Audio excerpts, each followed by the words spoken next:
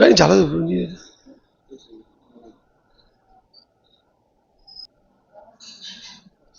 અનુવાદ. મૈત્રેય ફરી કહેવા માંડ્યું, આ વચનો દ્વારા ખરા અંતઃકરણથી પ્રાર્થના થવાથી ગરુડના ખભા પર બિરાજતા અને તેજથી શોભતા ભગવાન વિષ્ણુએ અમૃત સમા મધુર વચનોથી ઉત્તર આપ્યો. પ્રેમપૂર્વક સ્મિત કરી તેમણે જ્યારે ઋષિ તરફ જોયું ત્યારે તેમના ભવા મોહક રીતે હાલતા હતા. ભાવાર્થ. વત્સામૃતેન શબ્દ મહત્વનો અર્થ સૂચવે છે.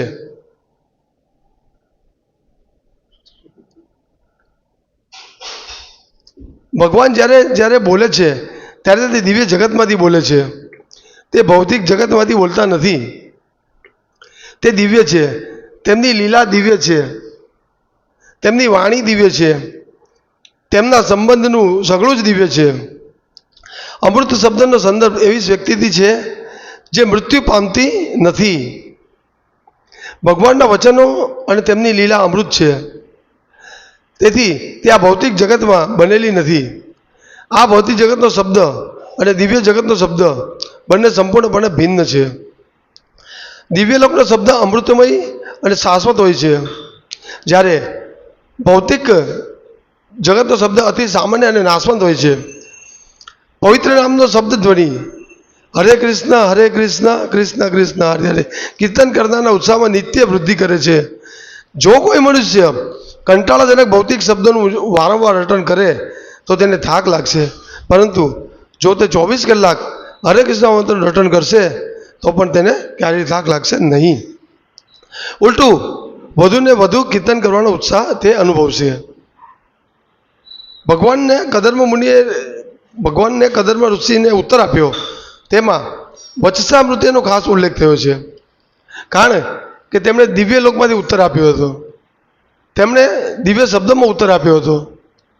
તે બોલ્યા ત્યારે તેમના ભવા બહુ સ્નેહપૂર્વક હાલતા હતા. જ્યારે કોઈ ભક્ત ભગવાનના યશની સ્તુતિ કરે છે ત્યારે ભગવાન બહુ પ્રસન્ન થાય છે. ભક્ત ઉપર પોતાની દિવ્ય કૃપાની અનહદ વૃષ્ટિ કરે છે. તેઓ તેમના ભક્તો પ્રત્યે હંમેશા નિષ્કારણ કરુણામય હોય છે. ઓમ જ્ઞાનતિમિરાંધસ્ય જ્ઞાનાંજન શલાકયા ચક્ષુરુન્મિલિતમેન તસ્મૈ શ્રી ગુરુવે નમઃ. શ્રી ચૈતન્ય મનો વિષ્ણુ સ્થાપિતમ યેન ભૂતલે સ્વયં રૂપ કદામયં દદાતિ સ્વપદાંતિકમ વંદેહમ શ્રી ગુરુ શ્રીયુતપદકમલમ શ્રી ગુરુન વિષ્ણુવાંશ્ચ શ્રી રૂપમ સાગર જાતમ સગુણ રઘુનાથાની તમ તમ સજીવ સાદ્વૈતમ સાવધૂતમ પરિજન સહિતમ કૃષ્ણ ચૈતન્ય દેવમ શ્રી રાધા કૃષ્ણ પાદાન સગણ લલિતા શ્રી વિશાખાન્વિતાશ. હે કૃષ્ણ કરુણા સિંધુ દીન બંધો જગતપતે ગોપેશ ગોપિકા કાંત રાધા કાંત નમસ્તે. તપ્ત કાંચન ગૌરાંગી રાધે વૃંદાવનેશ્વરી વૃષભાનુસુતે દેવી પ્રણમામિ હરિપ્રિયે. વાંછા કલ્પતૃભ્યશ્ચ કૃપા સિંધુભ્યેવ ચ પતિતાનાં પાવનેભ્યો વૈષ્ણવેભ્યો નમો નમઃ. નમો વિષ્ણુપાદાય કૃષ્ણ પૃષ્ઠાય ભૂતલે શ્રીમદ ભક્તિ વિકાસ સ્વામી નામને શ્રી કૃષ્ણ ચૈતન્ય પ્રભુ નિત્યાનંદ શ્રી અદ્વૈત ગદાધર વાસદિ ગૌર ભક્તવૃંદ. હરે કૃષ્ણ કૃષ્ણ કૃષ્ણ હરે હરે હરે રામ રામ રામ હરે હરે હરે કૃષ્ણ. તો આ નિત્ય ચાલતા ભાગવતમ ક્લાસમાં આપ સૌનું સ્વાગત છે. અહીં જેમ આપણે રોજની જેમ ભગવાનની કથાની ચર્ચા કરીએ છીએ તેમ અહીંયા બે સંવાદ ચાલે છે. અહીંયા મનુ અને કદમનો બી સંવાદ ચાલે છે અને અહીંયા મૈત્રેય ઋષિ બી કહે છે, મૈત્રેય ઋષિને વિદુરજી. બરાબર. તો ઘણી વાર હું આ જ વસ્તુ રિપીટ કરું છું કે જીવનું મૂળ કાર્ય જ આ છે કે ભગવાનની કીર્તિનું ના ગુણગાન ગાવા. આ મૂળ કાર્ય છે. જ્યારે કોઈ વ્યક્તિ કોઈ જીવ ભગવાનની ગુણગાથાનું કીર્તન કરે છે ને ત્યારે એનો યશ આખી દુનિયામાં ફેલાય છે. આપણે જોઈએ છીએ આ કે જેટલા પણ ભગવાનના ભક્તો જે છે ને એની કીર્તિ અમર રહી છે. એને કોઈ ભૂલતું નથી, શાશ્વત કાળ સુધી કોઈ ભૂલતું નથી. જ્યારે કહેવાતા લોકો, ભૌતિકતાવાદી લોકો જે હંમેશા ટેમ્પરરી નાશવંત વસ્તુ, નાશવંત લોકો, નાશવંત કથા કરે છે એને લોકો 5 વર્ષ 10 વર્ષ 20 25 વર્ષ પછી ભૂલી જાય છે. બધા આપણે જોઈએ છીએ આ બધું. કેટલા બધા મોટા મોટા રાજાઓ થઈ ગયા, નેતાઓ થઈ ગયા, એટલા મોટા મોટા વૈજ્ઞાનિકો થઈ ગયા, લેખકો થઈ ગયા, કવિ થઈ ગયા. આજે એને કોઈ ઓળખતું નથી. આજે 200 500-1000 વર્ષ પહેલાંના કવિને કોઈ ઓળખતું નહીં હોય. કેમ કે મૂળ મુદ્દો છે કથા કોની કરી? ભગવાનની. ભગવાનને ગુણગાનની કથા કરી એ નથી કરતા. એટલે બધી ટેમ્પરરી ક્ષણિક વસ્તુ ને ક્ષણિક લોકોની માત્ર કથા કરવાથી આપણે કોઈ લાભ થતો નથી. ભગવાનની કથા કરવાથી ભાઈ અહીંયા ભાવાર્થમાં પ્રભુપાદ લખે છે કે ભગવાનની કથા કરવાથી ભગવાન બી ખુશ થાય છે.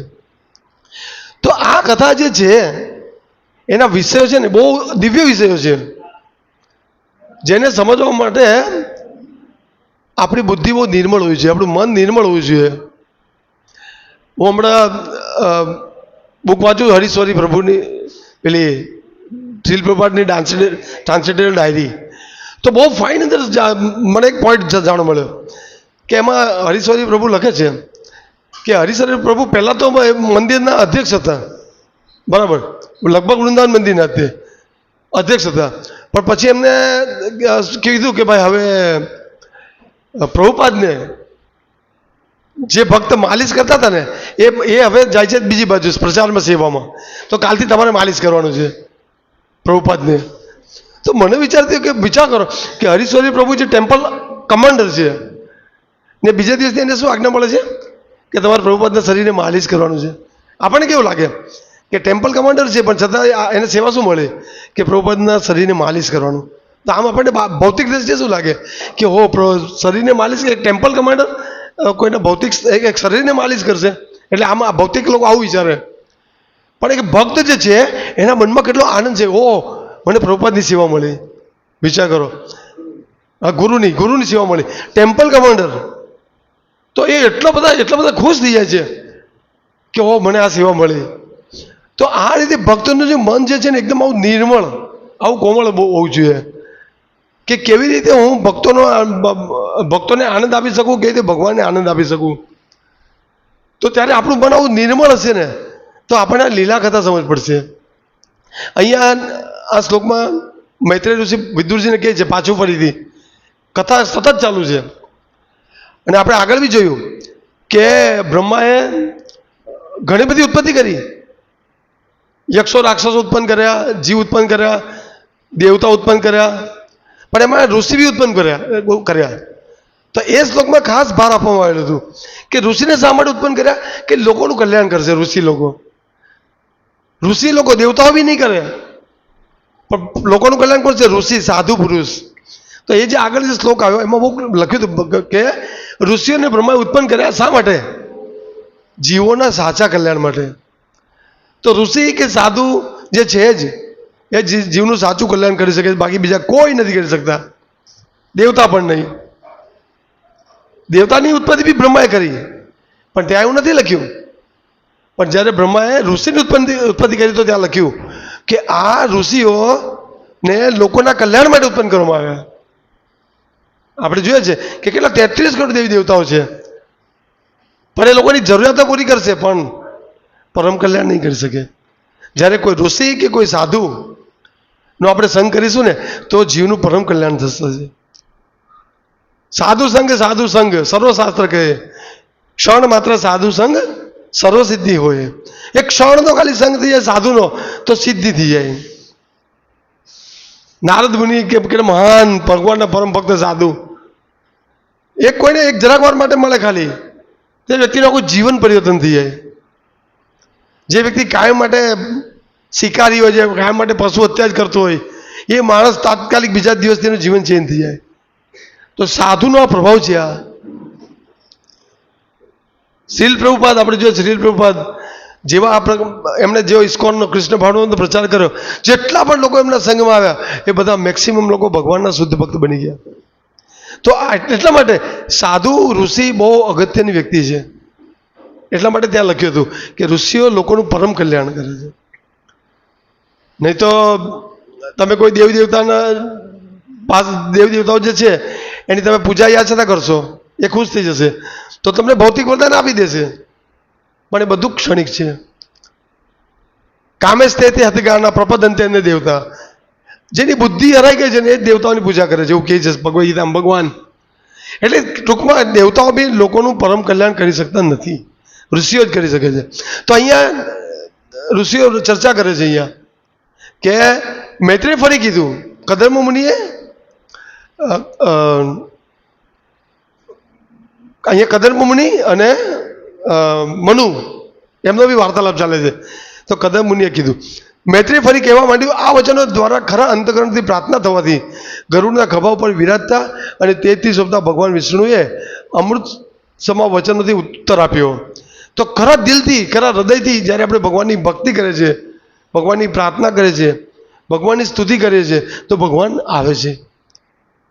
અહીંયા ખાલી લખી દેવાનું નથી આવ્યું. આપણે જોયું આગળ બધા ઇતિહાસ, પુરાણો, જ્યારે દ્રૌપદીએ પણ ખરા હૃદયથી ભગવાનની પ્રાર્થના કરી તો ભગવાન તરત હસ્તિનાપુરથી ત્યાં આવ્યા. જ્યારે વનમાં દ્રૌપદી હતી, દુર્વાસા ઋષિ આવ્યા અને ભોજન સમાપ્ત થઈ ગયું હતું, ત્યારે બી દ્રૌપદીએ ભગવાનને યાદ કર્યા અને ભગવાન આવ્યા.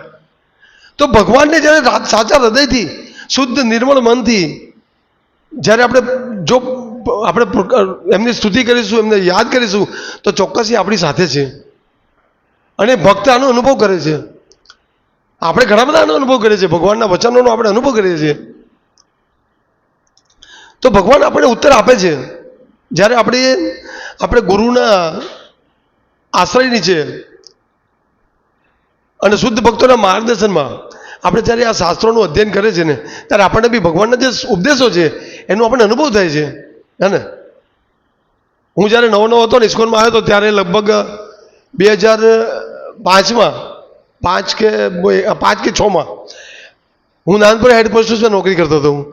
અને એક દિવસે કાઉન્ટર પર મારા 40,000 રૂપિયા સાંજે ઓછા થયા. 40,000. હું નવો ઇસ્કોનમાં આવ્યો હતો. હવે વિચાર કરો કે આજથી 15 વર્ષ પહેલાં 40,000 રૂપિયા. મને કશે ચેન પડે નહીં. મારા અંકલ પોતે સુપરિન્ટેન્ડન્ટ હતા મેન. એણે મને આવીને કીધું કે તું ચિંતા નહીં કર, થઈ જશે બધું. પણ હવે 40,000 રૂપિયા એ વખતના એટલે કેટલા કહેવાય? જો નહીં મળે તો મારે આપવા પડે.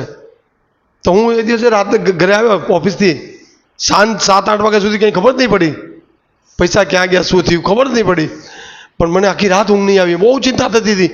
અને પછી રાત્રે ભગવદ્ ગીતા ખોલી અને ભગવદ્ ગીતા વાંચીને ત્યારે એ પહેલો શ્લોક નીકળ્યો, અનન્ય ચિંતયન તમામ એ જના પરિપાસ્તે તેસામથી નિત્યાભિયુક્તા નામ યોગક્ષેમ વહામ્ય. મને હજુ યાદ છે એ મેં રાત્રે શ્લોક વાંચેલો અને એ શ્લોક આવેલો કે જે મારી ચિંતન કરે છે ને એનો યોગક્ષેમ હું વહન કરું છું. પછી બીજે દિવસે સવારે મને ઊંઘ તો આવી જ નહીં કે શું થશે.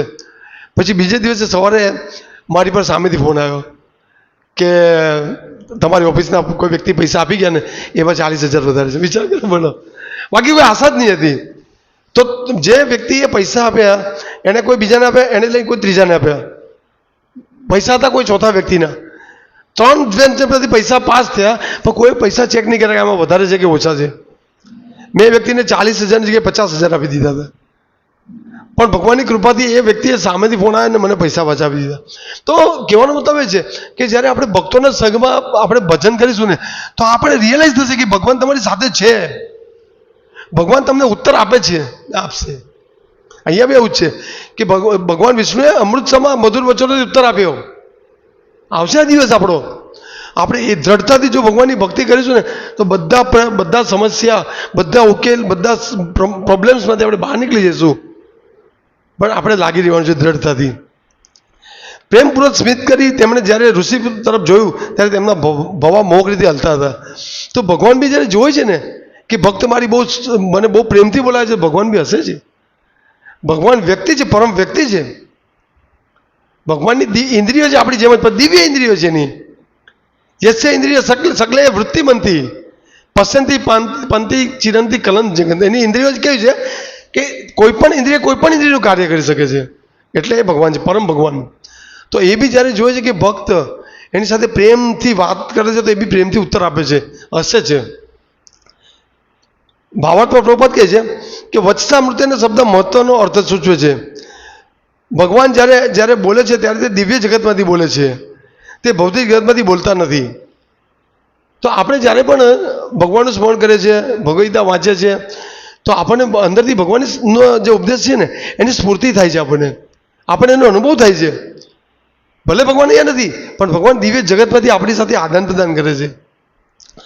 તેમની લીલા દિવ્ય છે, તેમની વાણી પણ દિવ્ય છે, તેમના સંબંધનું સગળું દિવ્ય છે. એટલે ભગવાનની સાથે આપણી જે ભક્તિમય જે સેવા જે છે એ બધી દિવ્ય છે. એક ભક્ત જ્યારે ભગવાનના દર્શન, ભગવાનના મંદિરમાં ભગવાનની સ્થાપના કરે છે, ભગવાન સાથે જ્યારે ભગવાનની નિત્ય સેવા કરે છે, તો ત્યારે દિવ્ય આદાન પ્રદાન થાય છે ભક્તોને ભગવાન સાથે. કંઈ એમ જ આર્ટિફિશિયલી એક ભક્ત ભગવાનને પાણીનો ગ્લાસ મૂકી દે અને ભગવાનને પ્રસાદ અર્પિત કરી દે, ભગવાનને ફૂલ અર્પિત કરી દે, એ બધું એમ કોઈ આર્ટિફિશિયલી કૃત્રિમ નથી, દિવ્ય છે. આ બધી આજે આદાન પ્રદાન છે એ દિવ્ય છે. કેમ? કેમ કે ભગવાનના કાર્ય દિવ્ય છે, ભગવાનની વાણી દિવ્ય છે. એટલે એક ભક્ત ભગવાન સાથે જે કંઈ આ આદાન પ્રદાન કરે એ દિવ્ય છે. અમૃત શબ્દનો સંદર્ભ એવી વ્યક્તિ છે કે જે મૃત્યુ પામતી નથી. ભગવાનના વચનો અને તેમની લીલા અમૃત છે, તેથી તે આ ભૌતિક જગતમાં બનેલી નથી. એટલે ભગવાનની લીલા છે દિવ્ય. આપણે જે આજે બુદ્ધિ છે, ભૌતિક બુદ્ધિ એનાથી પર છે. ભગવાન આપણે જોઈએ છે કે દ્રાપડીમાં પ્રગટ થયા તો ભગવાને કેવી અમાનવીય લીલા કરી, આપણને મગજમાં નહીં આવે. એક ટચલી આંગળીમાં પર્વત ઉઠાવો, 7 દિવસ 7 રાત. તો આ બહુ દિવ્ય કાર્ય છે. એને કોઈ આપણી જે બુદ્ધિ છે ને, ભૌતિક બુદ્ધિ બદ્ધ જીવની, એનાથી આ લીલા નહીં સમજી શકાય. એટલે આ દિવ્ય છે આ વસ્તુ. આ ભૌતિક જગતનો શબ્દ દિવ્ય, આ ભૌતિક જગતનો શબ્દ અને દિવ્ય જગતનો શબ્દ બંને સંપૂર્ણપણે ભિન્ન છે. દિવ્ય લોકનો શબ્દ અમૃતમય અને શાશ્વત હોય છે, જ્યારે ભૌતિક જગતનો શબ્દ અતિ સામાન્ય અને નાશવંત હોય છે. એ શબ્દની વાત છે કે જ્યારે આપણે ભગવાનના સંબંધમાં કોઈ બી શબ્દ બોલે છે ત્યારે એ દિવ્ય થઈ જાય છે, જ્યારે ભૌતિક કાર્યના શબ્દો એ ભૌતિક રહે છે. અહીંયા કીધું કે પવિત્ર નામનો શબ્દ ધ્વનિ હરે કૃષ્ણ કીર્તન કરનારના ઉત્સાહમાં નિત્ય વૃદ્ધિ કરે છે. હવે આપણે જ્યારે કેટલા વર્ષોથી આપણે કોઈ વ્યક્તિ 2 વર્ષથી કરે છે, કોઈ 10 વર્ષથી, કોઈ 15 વર્ષથી, કોઈ 25 વર્ષથી. કોઈ વ્યક્તિ કંટાળતો નથી કે મને માળા કરવાનો કંટાળો આવે છે. કોઈ કહે છે એમ કે મને કંટાળો આવે છે? ના, કારણ કે એ તો દિવ્ય ધ્વનિ છે. જો આપણે હરે કૃષ્ણ જગ્યાએ કોઈ એમ કહે કે ભાઈ તમે કોઈ બીજું ભૌતિક નામ લો, કોઈ બી વ્યક્તિનું નામ લો, કેટલીક વાર લેશો? એક સારું કોઈ ભૌતિક જગતનું કોઈ ગીત હોય ને, જેમાં સારા વાદ્યયંત્રોથી વગાડેલું હોય, કોઈ સારા એકદમ કોઈ કલાકારે વગાડેલું હોય, ગમે એટલું બી પાવરફુલ ગીત હોય, પણ તમે કેટલી વાર સાંભળશો ને? કેટલી વાર? 1 વાર, 2 વાર, 5 વાર ફેંકી દેશો તમે. બંધ કર ભાઈ, હવે આ બહુ થયું. કેમ? કેમ કે ભૌતિક ધ્વનિ છે. જ્યારે આ હરે કૃષ્ણ મંત્ર જે છે એ આપણી જો આપણે પોતે અનુભવ કરી રહ્યા છીએ આ વસ્તુ, કે આપણે કેટલા વર્ષોથી લઈએ છીએ, છતાં આપણે એમ નથી થતું કે ભાઈ હવે હું કાલથી નહીં લઈશ, મને કંટાળો આવે છે, મને નથી ગમતું. કેમ? આ ભૌતિક નથી. આ અને જેવા જ આપણે આ હરે કૃષ્ણ લેવાનું ચાલુ કરીએ છીએ તો આપણું જીવન આખું ચેન્જ થાય છે, ચેન્જ થઈ જાય છે. આપણી ભૌતિક વૃત્તિઓ ઓછી થતી જાય છે, આપણે આધ્યાત્મિક વૃત્તિઓ વધતી જાય છે, આપણને ભગવાનના ભક્તોનો સંગ કરવાની ઈચ્છા થાય છે, ભૌતિક સંગ કરવાની ઓછી ઈચ્છા થાય છે. કેમ? હરે કૃષ્ણની ધ્વનિ દિવ્ય ધ્વનિ છે. તો અહીંયા આ પ્રમાણિત થાય છે, આ વસ્તુ પ્રમાણિત થાય છે કે આ ભગવાનનો શબ્દ જે છે એ દિવ્ય છે, જ્યારે ભૌતિક શબ્દો જે છે એ ભૌતિક છે. એનાથી માણસ ત્રાસી જાય છે અને એ ભૌતિક શબ્દ લેતો નાશ પામે વ્યક્તિ. પણ ભૌતિક આ જે દિવ્ય ધ્વનિ છે એ લેવાથી આપણો ક્યારેય નાશ થતો નથી. આપણે હંમેશા ભગવાન તરફ જઈ શકીએ છીએ. જો કોઈ મનુષ્ય કંટાળાજનક ભૌતિક શબ્દોનું વારંવાર રટન કરે તો તેને થાક લાગશે, પરંતુ જો તે 24 કલાક હરે કૃષ્ણ મંત્ર રટન કરશે તો તેને ક્યારેય થાક લાગશે નહીં. ક્લિયર છે એકદમ. આપણા બધાનો અનુભવ છે આમાં, કંઈ કોઈ શંકા જ નથી. કેટલા ભક્તો તો એવા છે કે જે વધુ બી માળા કરે છે. ઘણા એવા ભક્તો જોઈએ છે આપણે, વધુ બી માળા કરે છે. કેમ? કેમ કે આમાં તો દિવ્ય આનંદ છે, દિવ્ય રસ છે આમાં. જેટલો તમે આ મહામંત્રને જેટલો તમે ગંભીરતાથી, જેટલો તમે આનંદથી લેશો ને, એટલો તમને અંદરથી આસ્વાદન મળશે. જેટલો તમે સમજશો કે સાક્ષાત ભગવાન છે, આ કૃષ્ણ શબ્દ સાક્ષાત ભગવાન છે, જેટલું તમે ગંભીરતાથી લેશો ને એટલું તમને બહુ રુચિ આવશે, બહુ આનંદ મળશે. જેમ એક વ્યક્તિ ભૂખ્યું હોય, બહુ ભૂખ લાગી હોય, 2-3 દિવસ સુધી કંઈ ખાધું નહીં હોય, અને જ્યારે ગુલાબજાંબુ પછી એને થાળમાં 4-5 જાતની 25 જાતની આઈટમ એને વેરાયટી આપવામાં આવે તો એ માણસને કેટલી મજા આવે, જોઈને તૃપ્ત થાય. એક કોળિયા પર એને તૃપ્તિ મળે, એક કોળિયા પર આનંદ મળે, એક કોળિયા પર. એવો આનંદ તમને ભગવાનના મંત્રમાં મળશે. આપણે વિચાર્યું કે સાક્ષાત ભગવાન છે, કોઈ અંતર નથી, તો આપણને આવો જ આનંદ મળશે. ભક્તને ક્યારેય કંટાળો નથી આવતો. પણ જે ભૌતિક જગતના લોકો ખાલી ભગવાન સિવાય બીજા બધા કાર્યોમાં લાગે છે, એને શું કંટાળો આવે છે. કોઈ પણ કાર્ય કરશે ને એ કાર્ય કહે છે કે ભાઈ હવે બંધ કરી દેવું છે, નથી મજા આવતી. ભૌતિક યોજનામાં કંઈ ચાલતું નથી લાંબુ, આજે ને કાલે બંધ જ થઈ જાય. તો ભગવાને કદર મુનિને ઉત્તર આપ્યો, તેમાં વત્સામૃતેનો ખાસ ઉલ્લેખ થયો છે, કારણ કે તેમણે દિવ્યલોકમાંથી ઉત્તર આપ્યો હતો. તેમણે દિવ્ય શબ્દોમાં ઉત્તર આપ્યો હતો. તે બોલ્યા ત્યારે તેમના બહુ સ્નેહપૂર્વક હાલતા હતા. જ્યારે કોઈ ભક્ત ભગવાનના યશને સ્તુતિ કરે છે ત્યારે ભગવાન બહુ પ્રસન્ન થાય છે. એટલે આપણે આ ભગવાનનું જે મહામંત્ર જે છે એનું આપણે કીર્તન કરીએ છીએ, જપ કરીએ છીએ, ભગવાનની કથા કરીએ છીએ, ત્યારે ભગવાન બહુ ખુશ થાય છે.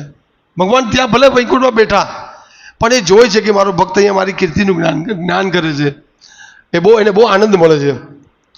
ભક્ત ઉપર પોતાની દિવ્ય કૃપાની અનંત વૃષ્ટિ કરે છે અને તેમના ભક્તો પ્રત્યે હંમેશા નિષ્કારણ કરુણામાં બને છે. વિચાર કરો કે ભગવાન કેટલા દયાળુ છે કે આપણે માત્ર કોઈને કહીશું ને કે તમે ભગવાનનું ભજન કરો, ભગવાન અતિ સુંદર છે, ભગવાન મહાન છે, ભગવાનની લીલાનું વર્ણન કરશો, તમે કથાનું વર્ણન કરશો લોકોને, તો ભગવાન ખુશ થશે આપણથી. અને આ કથા કરવા માટે આપણી જીભનો ઉપયોગ કરવો જોઈએ. આપણે જો આપણી જીભ માત્ર ભૌતિક કથા કરવામાં લાગેલી રહેશે ને તો આપણી જીભ દેડકાના ડ્રાવ કરવા સિવાય બીજું કંઈ નથી કરતી. ચોમાસું આવશે, દેડકાઓ બધા બહાર નીકળશે, વરસાદ પડશે એટલે ખાબોચિયામાંથી, તળાવમાંથી, નદીમાંથી ડ્રાવ બોલશે ને બાજુમાંથી સાપ આવશે ને ખાઈ જશે કે આ દેડકો છે, ફિનિશ. એટલે આ જે જીભ જે છે એને ભગવાનની કથામાં લગાડવી જોઈએ. ભગવાનની કથામાં ભગવાન લગાવવી જોઈએ, લોકોને ભગવાનની કથા સંભળાવવી જોઈએ, આપણે નિરંતર ભગવાનની કથા સાંભળવી જોઈએ, ત્યારે આપણું જીવન પૂર્ણ થશે. હરે કૃષ્ણ.